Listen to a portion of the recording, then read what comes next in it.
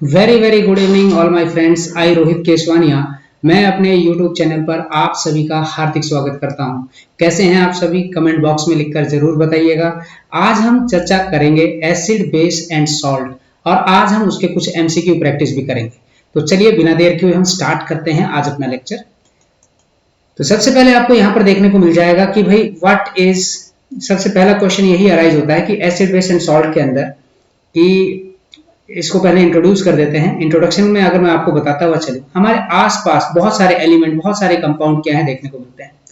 और बहुत सारे कंपाउंड या फिर एलिमेंट जब देखने को मिलते हैं तो इसका मतलब उन सभी की जो विशेषताएं हैं वो भी आपको क्या है, अलग अलग क्या है देखने को मिलती है। जैसे कुछ आपको खट्टे मिलेंगे सोर, कुछ कड़वे मिलेंगे मतलब बिटर, तो और कुछ क्या मिलेंगे आपको सॉल्टी क्या है देखने को मिलेंगे मतलब नमकीन आपको देखने को मिल जाए। जैसे मैं एग्जांपल की अगर बात करता हूँ, सोर और जो बिटर जो टेस्ट है फूड का, ये एसिड और बेस के द्वारा ही होता है। जैसे सोर टेस्ट की बात करें तो एसिड की वजह से होगा, बिटर टेस्ट की बात करता हूं तो मैं बेस की वजह से होगा। तो एसिड हमेशा जब भी बेस के साथ जब रिएक्ट करता है तो ध्यान रखिएगा वो हमेशा क्या करेगा, सॉल्ट प्रोड्यूस करने का काम करेगा। और ये जो सॉल्ट बनेगा ना, उसकी जो प्रॉपर्टी है वो एसिड और बेस से बिल्कुल क्या है आपको अलग देखने को मिलेगी। तो क्वेश्चन अराइज होता है कि व्हाट इज एसिड। तो ये जो एसिड जो टर्म है ये लैटिन वर्ड एसिडस से क्या हुआ, डिराइव हुआ है। इसका मतलब होता है सोर टू टेस्ट। एग्जाम्पल की फॉर्म में अगर मैं बात करूं तो ऐसे बहुत सारे क्या हैं सोर टेस्ट प्रोवाइड करते हैं। कौन कौन? जैसे कि लेमन है, अभी तो मौसम भी चल रहा है लेमन का है ना, तो आपको नींबू पानी बहुत पीना चाहिए ताकि आपके जो डिहाइड्रेशन की जो प्रॉब्लम है वो ठीक हो सके, अगर किसी का है तो।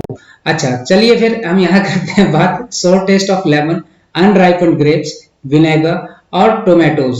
ठीक है, इनके अंदर आपको क्या देखने को मिलता है, एसिड देखने को मिलता है। और वहीं अगर मैं बात करता हूं, एक महान वैज्ञानिक रहे हैं जिनका नाम है एरिनियस, और एरिनियस थ्योरी के अनुसार अगर देखा जाए तो एसिड एक ऐसा सब्सटेंस है जो वाटर के अंदर क्या हो जाता है, डिजोल्व हो जाता है। और जब ये डिजोल्व होता है ना तो ये आयंस क्या करता है, रिलीज करने का काम करेगा। ध्यान रखिएगा ये क्या करेगा, यहाँ पर आयंस क्या करते हैं, ये रिलीज करने का काम करते हैं। तो जब ये आयंस रिलीज करेंगे तो इसका मतलब यहाँ से आपको देखने को मिल जाएगा कि HCl है। जब HCl जब वाटर के साथ रिएक्ट करेगा तो इसका मतलब यहाँ पर हाइड्रोजन आयन और क्लोराइड आयन क्या है आपको देखने को मिलेंगे। और याद रखिए जब भी HCl और जब वाटर आपस में रिएक्ट करते हैं तो यहाँ पर हाइड्रोनियम आयन मतलब हाइड्रोक्सोनियम आयन क्या करते हैं, यहाँ से प्रोड्यूस करने का काम करते हैं। तो यहाँ आप देखिएगा हाइड्रोजन आयन जब वाटर के साथ मिलता है तो क्या बना लेता है, हाइड्रोनियम आयन बना लेता है H3O पॉजिटिव। और वहीं H2SO4 जिसको किंग ऑफ एसिड के नाम से जानते हैं हम, सल्फ्यूरिक एसिड, और जब ये मतलब आयंस की फॉर्म में तोड़ेंगे तो इसका मतलब हाइड्रोजन आयन और सल्फेट आयन क्या करेंगे, रिलीज करने का काम करेंगे। नाइट्रिक एसिड को वाटर के साथ रिएक्ट कराएंगे तो ये भी हाइड्रोजन आयन और नाइट्रेट आयन क्या करते हैं, रिलीज करने का काम करते हैं। अब यहाँ पर आप देखेंगे कि भाई एसिड को जब हम क्लासिफाई करते हैं तो किस बेस पे करेंगे, तो source acids are of two type, दो तरीके के सोर्सेज आपको देखने को मिलते हैं। एक तो आपको मिनरल एसिड देखने को जाएगा और एक आपको देखने को मिलेगा ऑर्गेनिक एसिड। मिनरल एसिड जिसको हम इनऑर्गेनिक एसिड के नाम से जानते हैं, यूजुअली किससे प्राप्त होंगे, मिनरल से। लैब के अंदर क्या है, इनको प्रिपेयर किया जाता है, बनाया जाता है, इन्हीं को ही इनऑर्गेनिक एसिड कहा जाता है। वहीं ऑर्गेनिक एसिड की बात करें तो ये हमें किससे मिलते हैं, प्लांट और एनिमल से क्या है, डिराइव होते हैं, तो उनको ऑर्गेनिक एसिड कहा जाता है। तो एक एक करके यहाँ पर डिस्कस कर लेते हैं। तो आपके सामने यहाँ पर बहुत सारे एसिड्स यहाँ पर नजर आ रहे होंगे। हाइड्रोक्लोरिक एसिड जिसको HCl के नाम से जानते हैं, और ये देखो कॉमन सॉल्ट को प्योरीफाई करने का काम करता है। इसके अलावा टेक्सटाइल इंडस्ट्रीज के अंदर ब्लीचिंग एजेंट के रूप में काम करता है, और एक्वा रेगिया बनाने के लिए भी HCl का यूज किया जाता है। सल्फ्यूरिक एसिड जिसका फॉर्मूला है H2SO4, ज्यादातर कार बैटरीज में आपको देखने को मिलेगा, और इसका उपयोग फर्टिलाइजर बनाने में, जैसे कि अमोनियम फॉस्फेट है, सुपर फॉस्फेट है, डिटर्जेंट है, पेंट, प्लास्टिक, ड्रग, ये सारी चीजें क्या है बनाने में इसका उपयोग किया जाता है।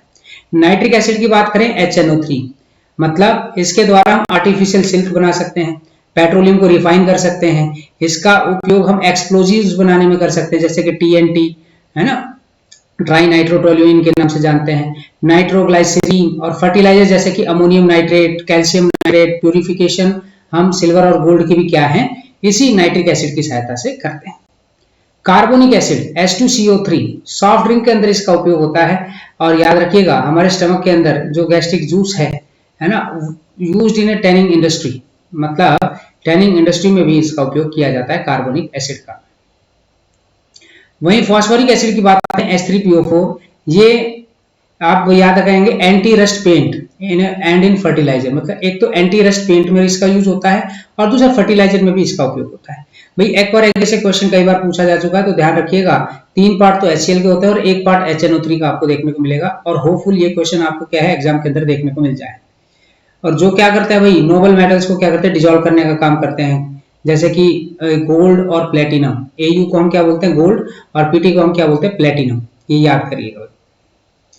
इसके अलावा आपको और क्या याद रखना है, अब आपको याद रखना पड़ेगा यहाँ पर ऑर्गेनिक एसिड्स के बारे में। ऐसे एसिड जो हमें प्लांट और एनिमल से प्राप्त होते हैं उनको हम ऑर्गेनिक एसिड का नाम देते हैं। पहला आ जाता है फॉर्मिक एसिड, जिसको हम मिथेनोइक एसिड के नाम से भी जानते हैं। ज्यादातर आपको कहाँ देखने को मिलता है, स्टिंग्स ऑफ आंट्स, बीज, उनमें देखने को मिल जाएगा। इसके अलावा टैनिंग लेदर में इसका यूज होता है। और साथ में आपको बता दूं इन मेडिसिन, जैसे कि मान लीजिए किसी का गोट हो रखा है, गोट का मतलब क्या होता है भाई, गाउट बोलते हैं ना, गला मतलब सूख जाता है, तो उस दौरान इसका उपयोग किया जाता है। एसिटिक एसिड CH3COOH ये विनेगर में पाया जाता है, और इसका उपयोग हम एज ए सॉल्वेंट मतलब डाई बनाने में, परफ्यूम बनाने में क्या है इसका यूज करते हैं। लैक्टिक एसिड सभी को पता है कि responsible for souring of milk into the curd, मतलब मिल्क से जो कर्ड बनता है उसके अंदर क्या देखने को मिलेगा, lactic acid. Benzoic acid food preservative के रूप में इसका यूज होता है। सिट्रिक एसिड लेमन, ऑरेंज और सिट्रस फ्रूट में पाया जाता है। टार्टरिक एसिड ये आपको टेमेरिन मतलब इमली के अंदर क्या है आपको ये चीज देखने को मिलती है। इसके अलावा बेसिस ऑफ द बेसिसिटी, मतलब बेसिसिटी के आधार पर भी हम यहाँ पर क्या कर सकते हैं, बेस के बारे में बता सकते हैं, सॉरी एसिड के बारे में बता सकते हैं। The basicity of an acid is number of replaceable hydrogen atoms present in a molecule that can be produced by the complete ionisable of one molecule of that acid in aqueous solution. या आप ये कह सकते हैं कि जो basicity है जो एसिड की, हम उसको डिटरमाइन करते हैं नंबर ऑफ हाइड्रोनियम आयंस कितने प्रोड्यूस हुए एक मॉलिक्यूल के अंदर ऑफ एन एसिड और आयनाइजेशन।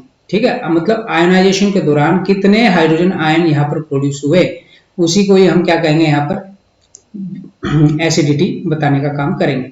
देखिए मोनोबेसिक एसिड की बात करें तो the acid on a complete ionisation produce one hydronium ion, मतलब एक एसिड है जो कंप्लीट आयनाइज हो गया और एक ही हाइड्रोनियम आयन क्या है एक्वस सॉल्यूशन के अंदर रिलीज किया, उसको मोनोबेसिक। जैसे कि HCl है, HCl अगर टूटेगा तो इसका मतलब H पॉजिटिव प्लस में Cl नेगेटिव, तो एक ही यहाँ पर हाइड्रोजन आयन फॉर्म हुआ ना, तो इसलिए इसको मोनोबेसिक एसिड के नाम से जाना जाता है। ऐसे ही हाइड्रोब्रोमो HBr, अब जब ब्रेक होगा तो क्या होगा, तो हम बोलेंगे H पॉजिटिव प्लस में Br नेगेटिव, है ना। तो इसका मतलब ये हुआ कि यहाँ पर सारे के सारे जो फॉर्मूले लिखे हुए हैं, यहाँ से केवल सिंगल हाइड्रोजन आयन क्या है प्रोड्यूस होगा, चाहे हाइड्रोफ्लोरिक एसिड हो, हाइड्रो आयोडाइड ऑक्साइड हो, और इसके अलावा नाइट्रिक एसिड हो, चाहे एसिटिक एसिड हो, चाहे फॉर्मिक एसिड हो, सभी के अंदर आपको यहाँ पर एक हाइड्रोनियम आयन ही एक्वस सॉल्यूशन के अंदर क्या है आपको देखने को मिलेगा। जैसे यहाँ पर आपको दिखा रखा है, जैसे हाइड्रोक्लोरिक एसिड है, हमने वाटर के साथ रिएक्ट कराया तो हाइड्रोनियम आयन प्रोड्यूस हुए कि नहीं हुए, तो सिंगल हाइड्रोनियम आयन आपको देखने को मिलेगा, साथ में क्लोराइड आयन। ऐसे ही एसिटिक एसिड की बात करें, हम वाटर के साथ रिएक्ट कराया तो क्या हुआ, हाइड्रोनियम आयन सिंगल और CH3COO मतलब एसिटेट आयन यहाँ पर आपको देखने को। ऐसे ही HNO3 जब वाटर के साथ रिएक्ट कराएंगे तो क्या बनेगा, हाइड्रोनियम आयन सिंगल और नाइट्रेट आयन क्या होगा यहाँ से हमें प्राप्त होगा। तो कहने का मतलब ये हुआ कि जब भी हम किसी भी एसिड को ब्रेक करते हैं या मैं कहीं वाटर के साथ रिएक्ट कराते हैं तो एक हाइड्रोनियम आयन अगर वहां से प्रोड्यूस हो रहा है तो उसको मोनोबेसिक क्या कहा जाएगा, एसिड कहा जाएगा। अच्छा भाई, अब बारी आती है डाई बेसिक एसिड क्या होता है। तो डाई बेसिक एसिड का मतलब होता है कि the acid on the complete ionisation produce 2 hydronium ion in aqueous solution. अब यहाँ से हमें 2 हाइड्रोनियम आयन क्या होंगे, प्राप्त होंगे, उसी को ही डाई बेसिक सॉल्यूशन कहा जाएगा। जैसे एग्जांपल है सल्फ्यूरिक एसिड, कार्बोनिक एसिड और ऑक्सैलिक एसिड। जैसे यहाँ देखो सल्फ्यूरिक एसिड के साथ वाटर की रिएक्शन कराए तो क्या बना यहाँ पर, हाइड्रोनियम आयन, और यहाँ से क्या बन गया, तो बाइसल्फेट आयन। ये पहला स्टेप हुआ। तो दूसरे स्टेप में देखिएगा बाइसल्फेट आयन को फिर दोबारा से वाटर के साथ रिएक्ट कराया, एक और हाइड्रोनियम आयन प्रोड्यूस होगा और साथ में सल्फेट आयन क्या हुआ यहाँ से प्रोड्यूस हुए। तो ऐसे एसिड्स को हम डाई बेसिक एसिड के नाम से जानेंगे। ऐसे ही आपको एक और देखने को मिल जाएगा ट्राई बेसिक एसिड। तो ट्राई बेसिक एसिड क्या होता है, जब एसिड कंप्लीट आयनाइजेशन होती है तो 3 हाइड्रोनियम आयन क्या करते हैं, प्रोड्यूस होते हैं। तो आपको ये क्या कराएगा, ट्राई बेसिक। जैसे कि H3PO4 जब वाटर के साथ रिएक्ट कराओगे 3 बार तो 3 बार ही हाइड्रोनियम आयन क्या है प्रोड्यूस होंगे और फॉस्फेट आयन क्या होगा यहाँ पर लास्ट में एज ए बाई प्रोडक्ट आपको प्राप्त होगा। अब भाई तीसरी क्लासिफिकेशन है स्ट्रेंथ के आधार पर।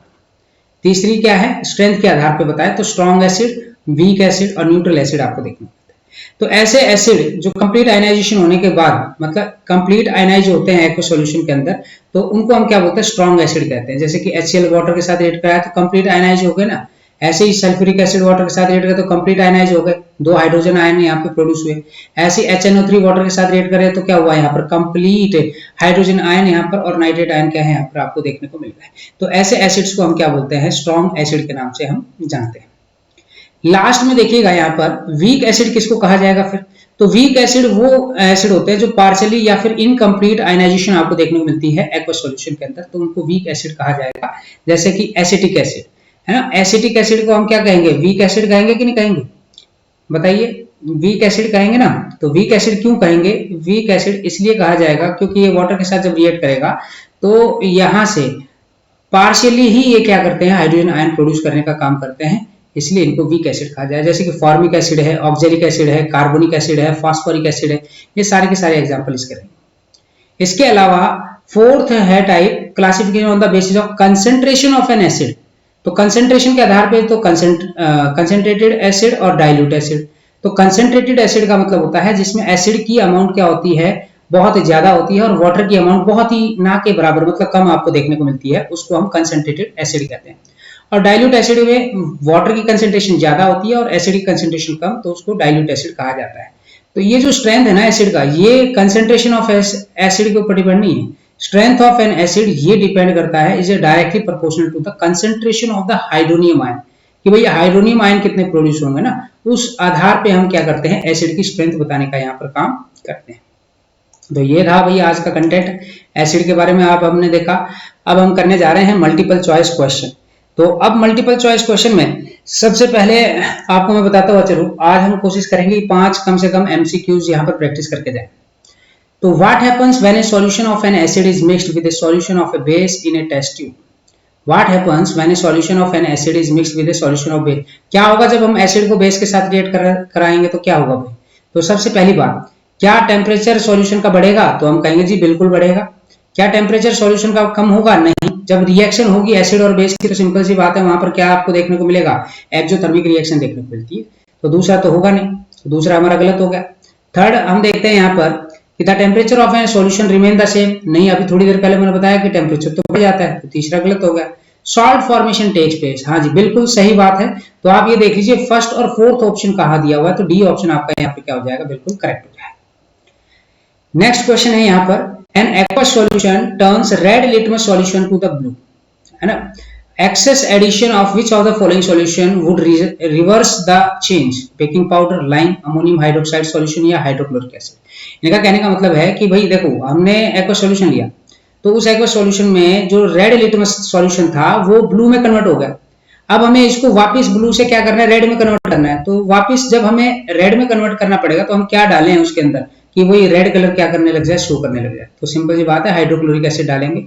एसिड डालेंगे तो वापस क्या है, वही चीज आपको क्या है देखने को मिल जाएगी, मतलब जो ब्लू लिटमस है वो किस में कन्वर्ट हो जाएगा, रेड लिटमस की फॉर्म में कन्वर्ट हो जाएगा।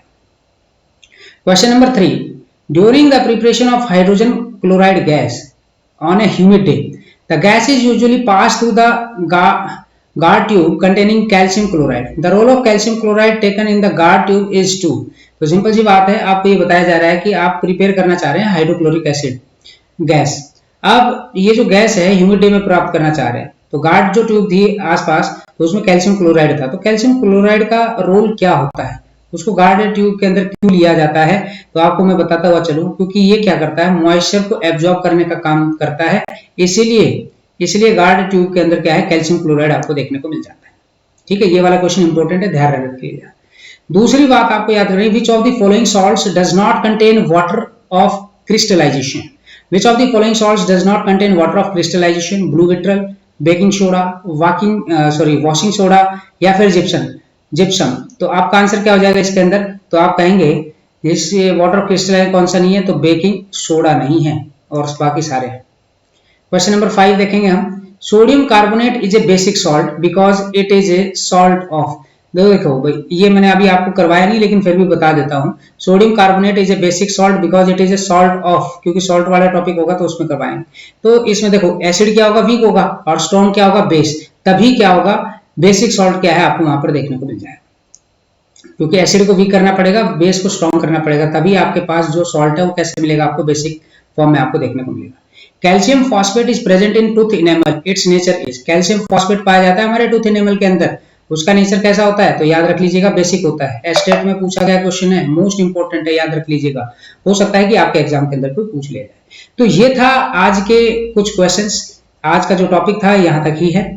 और अब जो नेक्स्ट जो टॉपिक है मैं आपको बता देता हूं कि कंटिन्यूअसली वीडियो आपकी आती रहेगी। इस वीक आपकी रेगुलर वीडियो रहने वाली है, मतलब Monday, Tuesday, Wednesday, Thursday, Friday, Saturday, मतलब लगातार आपको वीडियो देखने को मिल जाएंगी मेरे यूट्यूब चैनल पे।